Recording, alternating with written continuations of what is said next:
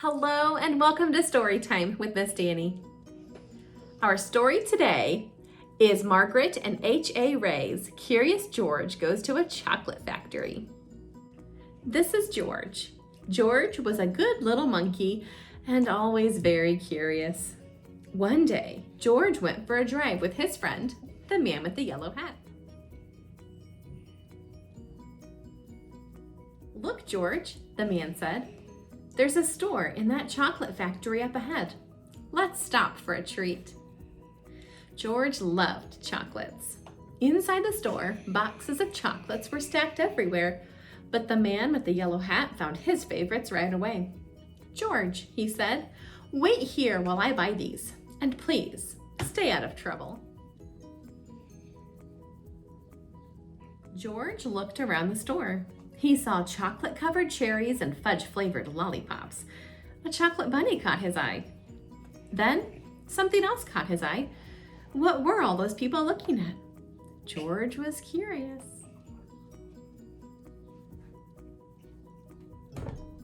He climbed up to get a better look. Through the window, he saw lots of trays filled with little brown dots. What were all those little brown dots? George was curious. He found a door that led to the other side of the window. The little brown dots were chocolates, of course. A tour guide was showing a group of people how to tell what was inside the chocolates by looking at the swirls on top. This little swirl means fudge. This one says that caramel's inside. And this wiggle is for marshmallow. This is the squiggle for a truffle. This one is for nougat. This sideways swirl is for orange fluff, and this one is for George's favorite, banana cream. George followed the tour group until they came to a balcony overlooking a room where the chocolates were made. Down below, busy workers picked the candy off the machines and put them in boxes. These were the machines that made the chocolates with the swirls on top. The chocolates came out of the machines on long belts. But how did they get their swirls? George was curious. He climbed down from the balcony and up onto a machine. George peeked inside. He was trying to see what was making the swirls when all of a sudden,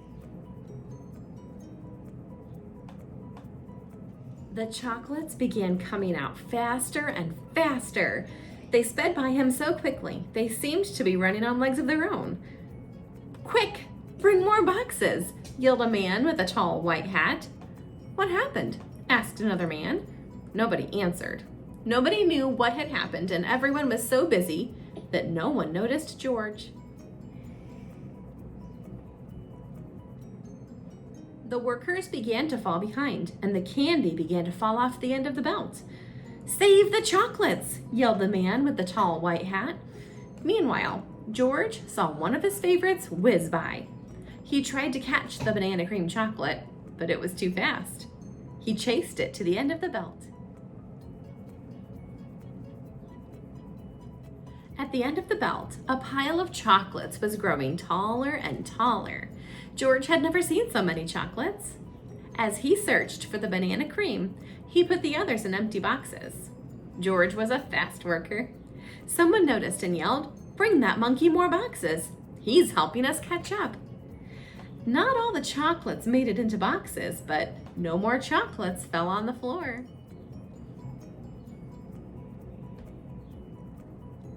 Just when George and the workers were all caught up, the tour guide ran in with the man with the yellow hat. "Get that monkey out of here," she yelled. "He's ruining our chocolates."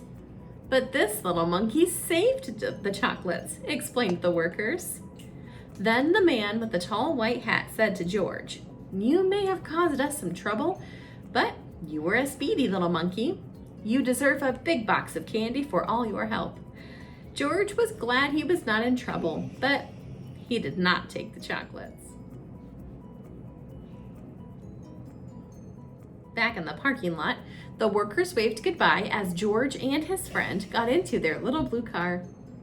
"George, are you sure you don't want any chocolates before we leave?" asked the man with the yellow hat. George was sure.